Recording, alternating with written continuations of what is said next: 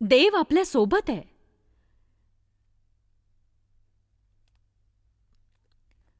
परंतु जे बोलावलेले आहेत त्यांना, मग ते यहुदी असोत वा हेलेणी, ख्रिस्त हा देवाचे सामर्थ्य व देवाचे ज्ञान आहे. आणि हे यामुळेच आहे की ते मूर्ख पण, हे माझ्याविषयी म्हटलंय, ज्याचा उगम देवामध्ये आहे ते माणसांच्या पेक्षा अधिक ज्ञानी आहे आणि देवामधून येणारे अशक्त पण माणसांच्या पेक्षा शक्तिमान आहे.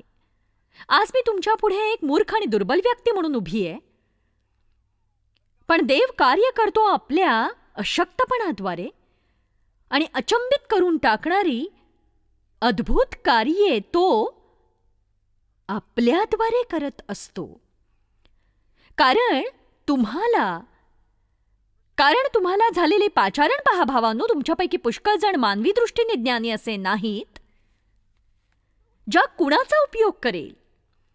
तुमच्यासाठी मी काहीतरी वाचणार आहे. आपल्या शिष्यांची निवड करण्यापूर्वी येशूने रात्रभर प्रार्थना केली. आणि खरोखर त्याच्या निवडीकडे तुम्ही पाहिलं तर तुम्ही म्हणाल की मला नाही वाटत त्याने देवाचं ऐकलं असावं. तू रात्रभर देवाची प्रार्थना करून असा गट निवडूच कसा शकतोस बरं, कळत नाही मला. हे एक लहानसं पत्र लिहिलंय येशूला यार्देन व्यवस्थापन सल्लागार मंडळाने, जे त्याला शिष्यांची निवड करायला मदत करू इच्छित आहे. आणि बघा जगातले लोक कशा प्रकारचा सल्ला देतात ते. तुम्ही आपल्या नवीन संस्थेच्या व्यवस्थापकीय पदावर निवडलेल्या 12 व्यक्तींची माहिती देऊ केल्याबद्दल धन्यवाद. येशू यातील प्रत्येकाच्या सूक्ष्म चाचण्या आम्ही घेतल्यात आणि आमच्या मानसोपचार तज्ज्ञांनी, निष्णात सल्लागारांनी प्रत्येकाची वैयक्तिक मुलाखतही घेतली आहे. आणि आमच्या मंडळाचं असं मत आहे, तुम्ही निवडलेले लोक त्यांची पार्श्वभूमी, शैक्षणिक पात्रता आणि व्यावसायिक गुणवत्ता पाहता जे कार्य तुम्ही हाती घेऊ पाहताय त्यासाठी ते पात्र नाहीत. त्यांच्यामध्ये एकीची भावना नाही. म्हणून आमचा असा सल्ला आहे की तुम्ही अनुभवी व्यक्तींचा शोध घ्यावा. शिमोन पेत्र भावनिकदृष्ट्या अस्थिर असून भडक डोक्याचा आहे. अंद्रियामध्ये नेतृत्व गुणांचा अंशही दिसत नाहीये. ते दोघे भाऊ याकोब आणि योहान, जब्दीचे मुलगे, वैयक्तिक गोष्टीतच रुची दाखवतात. थोमाचा शंकेखोर स्वभाव आहे जो संपूर्ण संघाच्या मनोबलालाच सुरुंग लावणारा आहे. आणि आम्ही आपल्या निदर्शनास आणून देऊ इच्छितो, बृहन यरुशलेम व्यावसायिक मंडळाने मत्तयाला काळ्या लोकांच्या यादीत टाकले आहे. अल्फीचा मुलगा याकोब आणि तद्दय यांच्यामध्ये मूलभूत उणीवा आहेत. ते दोघेही मानसिक खिन्नतेला त्वरित बळी पडतात. फक्त एकच उमेदवार असा आहे, येशू, की ज्याच्यामध्ये असामान्य गुणवत्ता आहे. तो कार्यक्षम तर आहेच, पण कुशाग्र बुद्धीचाही आहे. तो लोकप्रिय आहे. त्याला व्यावसायिक ज्ञान आहे. त्याचे हात वरपर्यंत पोहोचलेले आहेत. तो जोशपूर्ण, महत्वाकांक्षी, जबाबदार आहे. आम्ही अनुमोदन देत आहोत यहुदा इस्कारियोतच आपला उजवा हात बनावा. इतर सर्व व्यक्तिरेखा फुटकळ आहेत. येशू, आमच्या हार्दिक शुभेच्छा तुमच्या नव्या उपक्रमासाठी. जग ज्यांना फेकून देतं त्यांना देव निवडून घेतो आणि त्यांच्याद्वारे महान कार्य करतो. वा, किती स्फूर्तिदायक आहे. देवाची शक्ती पूर्ण केली जाते आपल्या अशक्तपणातच. 2 करिंथ अध्याय 12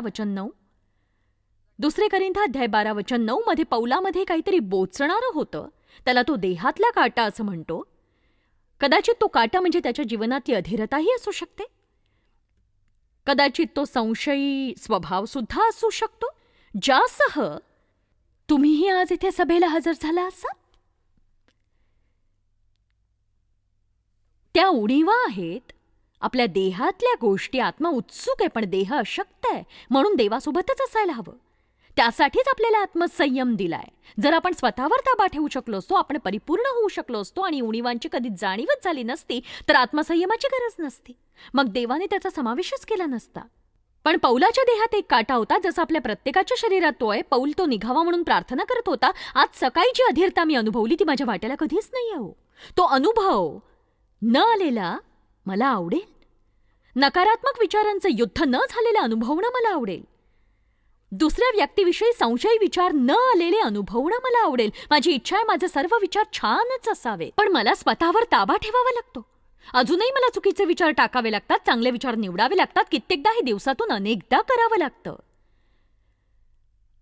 अजूनही मला मुखावरली वचनं रोज वाचावी लागतात, कारण मी तसं केलं नाही तर नक्कीच मी संकटात सापडते नेहमीच.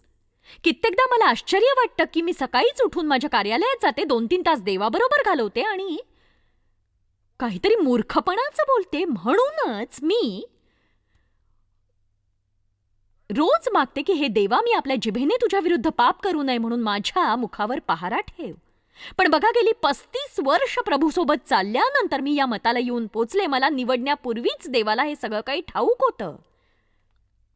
त्यामुळे तो कधी तणावात येत नाही, म्हणून मलाही त्यावरून चिडायचं काही कारण नाही. कारण माझ्या उणीवा मला स्मरण देतात की देवच माझं सहाय्य करणार.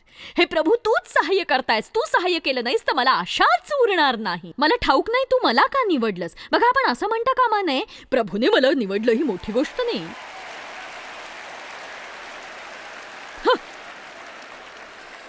प्रभूची स्तुती असो. अप्रतिम वक्ती आहे मी. हालेलुया. हो.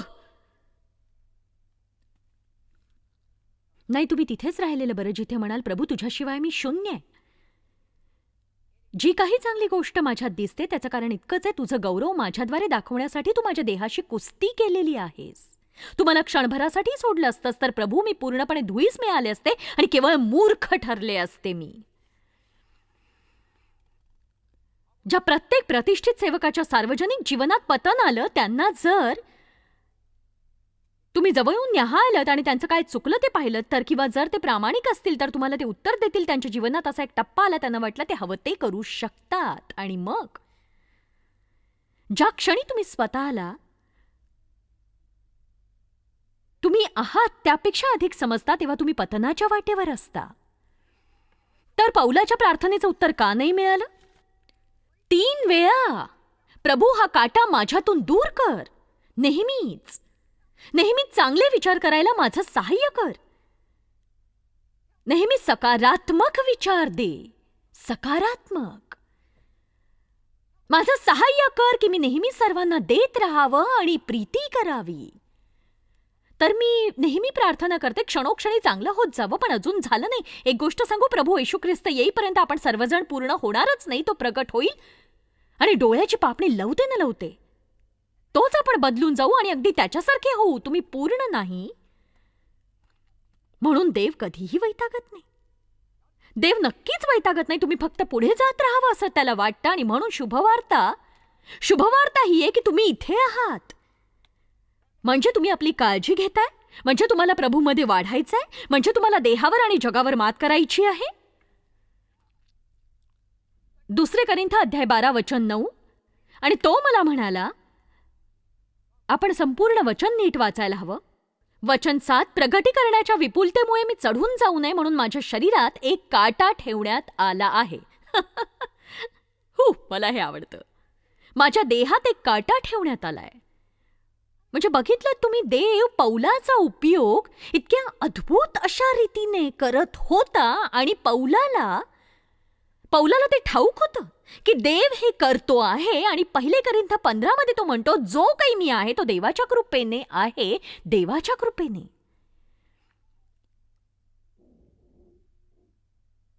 परंतु मनुष्याला फक्त विपुलताच हवी असते. तुम्ही फक्त भरघोस यश घेऊ शकता. तुम्हाला मोठा विजय हवा असतो. जे काही तुमच्या दृष्टीने योग्य असतं ते तुम्हाला भरपूर हवं असतं आणि मग तुम्ही स्वतः फुगायला सुरुवात होते. आणि म्हणूनच अधूनमधून कधीतरी आपल्याला विपुलतेच्या बरोबरीनेच थोडीफार विपन्नतेचीही चव चाखावी लागते. आणि जर तुम्ही फिलिप्पियन्स 4 नीट वाचलत आणि वचन 13 वेगळं केलं नाही, ज्यात असं म्हटलंय, मला जो सामर्थ्य देतो त्याच्याकडून मी सर्व काही करावयास शक्तिमान आहे. तुम्ही वचन 11 पहा, तिथे पौल म्हणतो, ज्या स्थितीत मी आहे तिच्यात मी स्वावलंबी राहण्यास शिकलो आहे. मी ते शिकलो आहे, तो शिकलाय. मी हरेक प्रसंगी तृप्त राहायला शिकलोय. तुम्ही हरेक प्रसंगी तृप्त कसे राहू शकता बरं? तुम्ही देवावर इतका विश्वास ठेवायला हवा, जे काही तुमच्या जवळ आहे सध्या ते तुमच्या जीवनासाठी पुरेसं आहे. आणि जरी तुम्हाला ते आवडलं नाही तरी देव तुमच्या हितासाठीच त्याचा उपयोग करणार आहे, जेणेकरून ते त्याच्या राज्यासाठी हिताचं ठरेल.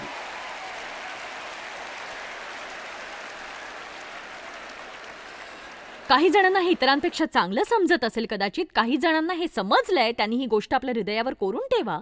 तुम्हाला जाणवेल तुमच्या विपन्नतेतच तुमची वाढ होते आणि तुमच्या वाढीचा आनंद तुम्ही संपन्नतेत घेता. आणि म्हणूनच पौल म्हणतो, दैन्यावस्थेत राहणं मला समजते, तसेच संपन्नतेतही राहणे समजते. मग पुढे तो म्हणतो, मला जो सामर्थ्य देतो त्या ख्रिस्ताकडून मी सर्व काही करायला समर्थ आहे. बघा, आपल्याला कळायला हवं, आपण ख्रिस्तामध्ये आहोत, तो आपल्यात आहे आणि तो आपल्या सोबतही आहे. म्हणून आपल्याला काहीही मिळालं तरी आपण सारखेच असतो. म्हणून पौल म्हणाला, हा काटा दूर कर. आणि मी प्रभूजवळ 3दा विनंती केली तरी त्याने ती मानली नाही. वचन 7, मी हे पुन्हा सांगणारे कारण हे नीट समजायला व प्रकटीकरणाच्या विपुलतेमुळे मी चढून जाऊ नये म्हणून माझ्या शरीरात एक काटा ठेवण्यात आला आहे. मी हे विसरण्यापूर्वीच काही सांगू इच्छिते. जर तुम्ही स्वतःशी प्रामाणिक असाल तर तुम्ही हे सहजपणे सांगू शकता. एक मार्ग आहे ज्याद्वारे हे मिळेल. तुम्ही गर्वाने फुगून जाताय. एक मार्ग आहे ज्याद्वारे मी पटकन सांगू शकते की कोण गर्वाने फुगलाय. जेव्हा तुम्ही गर्वाने फुगून जाता आणि आपण आहोत त्यापेक्षा स्वतःला अधिक मानता, तेव्हा पहिली गोष्ट ही होते, तुम्ही इतरांशी वाईट वागू लागता. इतर लोकांना तुम्ही तुच्छ मानू लागता. ते माझ्या इतके हुशार नाही, त्यांचं माझ्या इतकं ज्ञान नाही, त्यांनी असा विचार केलाच कसा, तू इतका मंदच कसा, तू असा कायस, तू तसा कायस, तू असाच का नाहीस, तुला हे का जमत नाही. ते हे विसरून जातात की ते जे काही करू शकतात ते फक्त देवाच्या कृपेमुळे, जी त्यांच्यामधून कार्य करते. मी गाऊ शकत नाही, हा माझा दोष नाही, नक्कीच नाही. मी वाद्य वाजवू शकत नाही, हा सुद्धा माझा दोष नाही. देव आपल्याला वेगवेगळी दानं देतो आणि त्याला वाटतं की प्रत्येकाने आपलं दान ओळखून त्याचा उपयोग करावा आणि कोणीही टिकेखोर होऊ नये, अवतीभवती असलेल्यांशी तुलना करू नये किंवा स्पर्धाही करू नये. मला ठोसे मारण्याकरिता माझ्या शरीरात एक काटा ठेवण्यात आला आहे, यासाठी की मी गर्वाने फुगून जाऊ नये. वचन 8, हा माझ्यापासून दूर व्हावा अशी मी प्रभूजवळ 3दा विनंती केली, पण तो म्हणाला. वचन 9, माझी कृपा म्हणजे माझी प्रेमदया आणि करुणा तुला पुरे आहे. ती कुठल्याही धोक्यासाठी पुरेशी आहे आणि प्रत्येक संकट पेलणारी आहे, कारण माझे बळ आणि सामर्थ्य तुझ्या अशक्तपणातच पूर्ण केले जाते. मला विश्वास आहे, जेव्हा मी मुख उघडते तेव्हा देवाचं सामर्थ्य त्याद्वारे प्रगट होत असतं. तुम्ही ऐकलं असेल, मला माझा आवाज आवडत नाही, कारण गोड मंजूळ असा स्त्रीसुलभ आवाज मला नक्कीच लाभलेला नाही. माझ्या किशोरावस्थेत जर तुम्ही मला विचारलं असतं अशी कोणती गोष्ट आहे जी तुला सर्वप्रथम बदलायची आहे, तर मी उत्तर दिलं असतं, माझा आवाज बदलायचा आहे. मला माझा आवाज अजिबात आवडत नाही. इतका राग येतो, अजिबात आवडायचा नाही मला आवाज. कारण जेव्हा मी बोलू लागायचे लोक लगेच असे कान टवकारायचे. कुठेही गेले तरी मी लपू शकत नव्हते, कारण एकदा तोंड उघडलं की संपलं. तो आवाज बघा, मला ठाऊक नव्हतं, पण देवाला सर्व काही ठाऊक होतं. तो मला एक स्त्री म्हणून वाढवू पाहत होता. आणि प्रभू सोबत असताना तुम्ही हवं ते करू शकता, पण कधी कधी मला वाटतं माझा आवाज गोड नसल्यामुळे कित्येकदा पुरुषांना हाताळणं मला जरा सोपं जात असावं.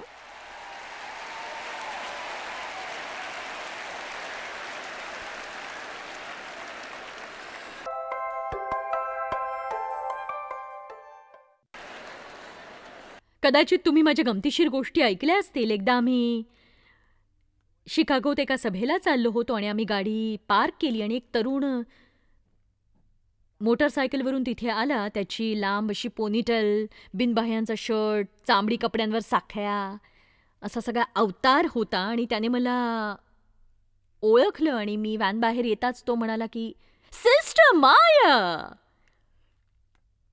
मला एक मजेदार किस्सा ऐकवायचा आहे. तो म्हणाला, मी रेडिओवर ऐकत होतो आणि मला माहीतच नव्हतं की तुम्ही एक स्त्री आहात.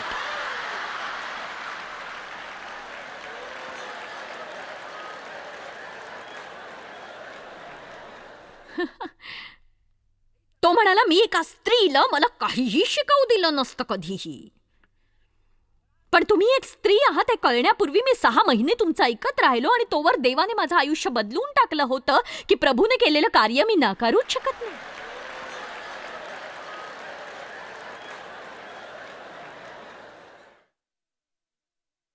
तेव्हा स्वतःच्या ज्या गोष्टी तुम्हाला आवडत नाहीत त्या स्वखुशीने स्वीकारायला शिका आणि फक्त एवढंच म्हणा की प्रभू, मला माहित नाही तू हे का दिलंयस मला, ही माझी आवड कधीच नसती, पण मी हे तुझ्या हाती सोपवतो, तुम्ही आज काय करायचंय ते सांगू का मी? कित्येकदा आपण म्हणतो देवाला तुम्ही आपलं सर्वस्व द्या. आपण ते द्यायलाच हवं, पण तुम्ही आणखी काही करायला हवंय आज जे तुमच्याजवळ नाही ते सुद्धा त्याला द्या. हे सभागृह सोडण्यापूर्वी प्रत्येक व्यक्तीने आज आपले हात प्रभूकडे उंचवावेत आणि आपण प्रार्थना करणार आहोत. आपण म्हणणार आहोत, प्रभू, मी जो आहे एवढंच नव्हे तर मी जो नाही तोही स्वतःला अर्पण करत आहे. मी जो नाही त्यामुळे मी चरफडणार नाही किंवा धडपडणारही नाही. तू मला बदल, तुला जसा हवाय तसा मला कर. मी तुझाच आहे, दान आणि उणीवांसह मी इथे आहे देवा, मी इथे आहे. ज्या गोष्टींचा देव उपयोग करतो ते पाहून कदाचित तुम्हाला आश्चर्याचा धक्का बसेल. मोशेला पाचारण झालं तेव्हा देवाला ठाऊक होतं तो लोकांपुढे नीट बोलू शकत नाही. मोशेला देवाला हे सांगायची गरज नव्हती. मोशेने देवासोबत वाद घातला, देव त्याच्यावर रागावला. बघ प्रभू, मी नीट बोलू शकत नाही, मी असं नाहीये, बघ मी तसा नाहीये, मी त्याच्यासारखा नाहीये. देवाने दाविदाला राजा होण्यासाठी निवडलं तेव्हा त्याला ठाऊक होतं तो पुढे व्यभिचार आणि हत्या करणार आहे.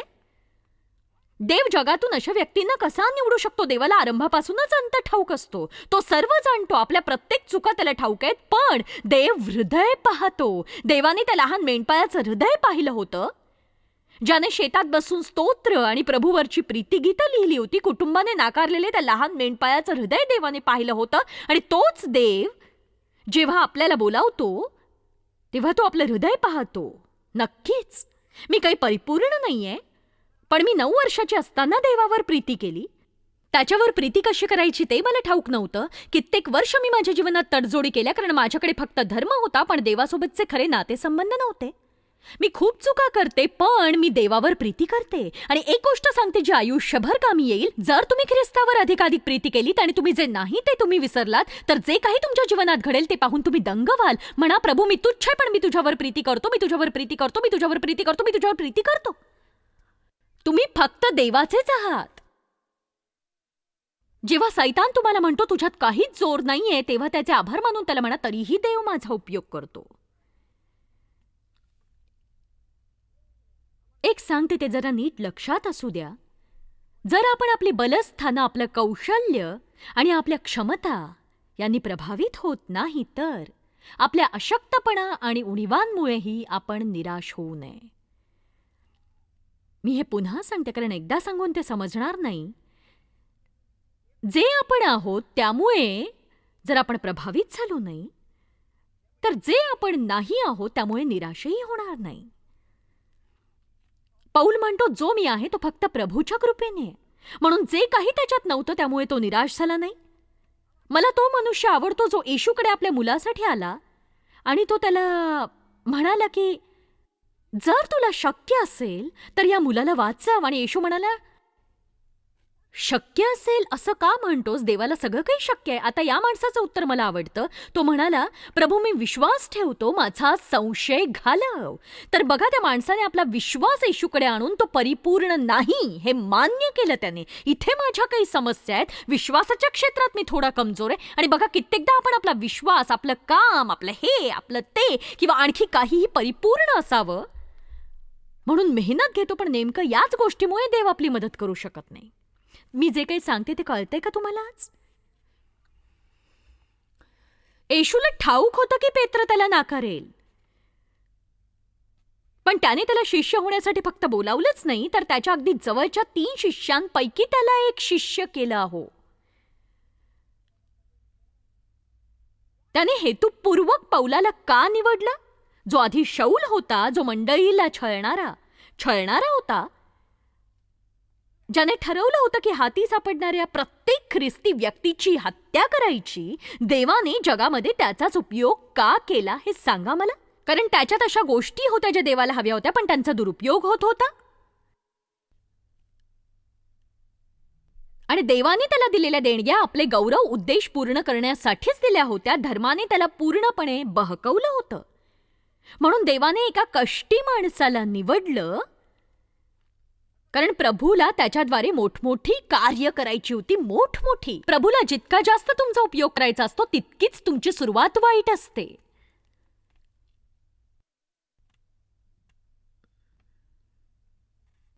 पौल हे कधीही विसरला नाही. प्रभू येशूच्या कृपेविषयी सर्वात जास्त लिखाण त्यानेच आपल्या पत्रांमध्ये केलंय, कारण त्याने ती चाखली होती. आणि मला माहितीये की माझ्यात काही पात्रता आहे, म्हणून प्रभूने मला निवडलेलं नाही. मी सर्वांपेक्षा जास्त विस्मित झाले. जगाच्या दृष्टिकोनातून जर पाहायचं झालं तर मी काही फारशी शिक्षित नाहीये. माझं व्यक्तिमत्वही योग्य नाहीये. मी तोंडाने तशी फटकळच आहे, धीट आणि हजरजबाबी आहे. माझा आवाजही फारसा चांगला नाहीये. त्यामुळे मला खात्रीने वाटतं, जर जग एका वक्त्याच्या शोधात असतं ज्याच्याकडे जगभर गुंजणारा आवाज आहे, तर तो निश्चितच माझ्यासारख्या एका स्त्रीचा आवाज कधीच नसता. पण सत्य आहे की त्यामुळे काहीही फरक पडत नाही. आता माझं नीट ऐका. जेव्हा देव कार्य करतो तेव्हा ते कार्य प्रत्येकाला थक्क करून टाकणारं असतं. प्रत्येकाला.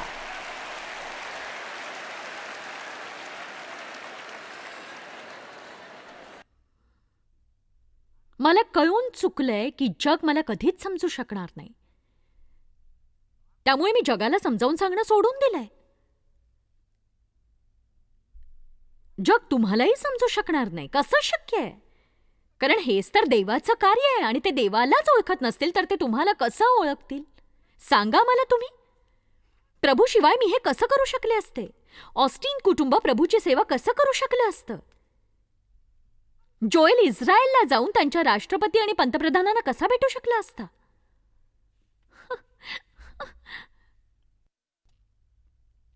तो म्हणतो मी फारच लाजाळू स्वभावाचा होतो आणि मुठभर लोकांपुढे उभं राहून बोलायला सुद्धा घाबरायचो, आणि इथे तो भेटतो इस्रायलच्या राष्ट्राध्यक्षांना. तुम्ही हे सगळं कसं काय करू शकता? बघा, मला कल्पनाच नव्हती की या सेवेचा दर महिन्याचा खर्च भागवण्यासाठी पैसा कसा उभारायचा. आणि खरंच कल्पना नव्हती. नाही, शून्य काही कल्पना नव्हती. जराही नाही. मी निधी उभारणारी नाहीये. ते कसं करतात ते मला माहित नाही. तरी सुद्धा महिन्यांमागून महिने, वर्षांमागून वर्ष असं करता करता गेली 35 वर्ष देव आमच्याशी विश्वासू राहिलाय, आणि आम्ही एकही बिल उशिरा भरलेलं नाही.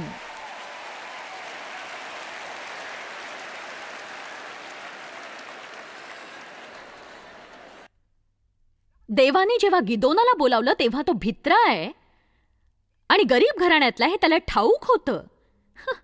गिदोनाला हे सांगायची गरज नव्हती की प्रभू मी गरीब घराण्यातलाय. पण प्रभूने त्याच्याकडे पाहिलं आणि म्हणाला, हे शूरवीर माणसा. बघा, जेव्हा आपण आपल्यात नसलेल्या गोष्टींवरून दृष्टी काढून देवावरती खिळवतो तेव्हा देवाचं कार्य बघू शकतो. चला, आता मी जे सांगते ते ऐकताय का तुम्ही? तुम्ही जागे आहात का? मी काहीतरी सांगणार आहे. तुम्ही स्वतःमध्ये शून्य आहात, पण प्रभूसह सर्व काही आहात. योसेफाविषयी लिहिलेलं मला आवडतं. त्याच्या भावांनी त्याचा द्वेष केला, पराकोटीचा द्वेष केला, पण देव त्याच्यासह होता. देव त्याच्या सोबत होता. जेव्हा देवाने यहोशवाला मोशेच्या जागी बोलावलं तेव्हा हा तरुण मुलगा परमेश्वरासाठी काय करू शकत होता? अर्थात मोशे वयस्कर होता. सर्वजण मोशेचं ऐकायचे, आणि आता तो मरण पावला होता. यहोशवा, मोशे मरण पावलाय, आता तू लोकांना चालव. आणि यहोशवा 1 मधल्या त्या वचनातली आवडती गोष्ट सांगू का मी? देव म्हणाला, जसा मी मोशे सोबत होतो तसा मी तुझ्या सोबतही असेन. असं नाही म्हणाला आता तू मोशेसारखा हो. तो म्हणाला, जसा मी मोशे सोबत होतो तसा मी तुझ्या सोबतही राहीन. आणि यहोशवासाठी एवढंच गरजेचं होतं. त्याला दुसऱ्या कशाची गरज नव्हती. एवढंच गरजेचं होतं की देव माझ्यासह आहे, तो माझ्या सोबत आहे, तर मी प्रभूला हवं ते सर्व काही करू शकतो.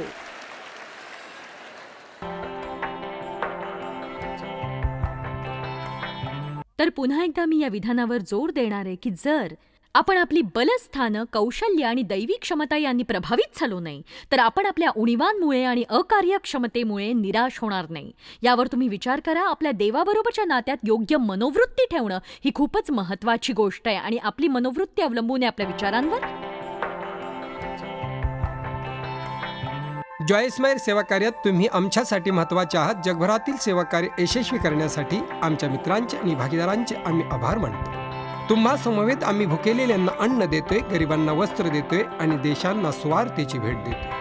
आमच्याशी संपर्क साधा jminindia.org वर आणि प्रार्थना विनंती आमच्यापर्यंत पोहोचवा. जॉयच्या सभांचा कार्यक्रम पहा आणि आमच्यात सहभागी व्हा, कारण संपूर्ण जगभर आम्ही येशूचे प्रेम वाटत आहोत.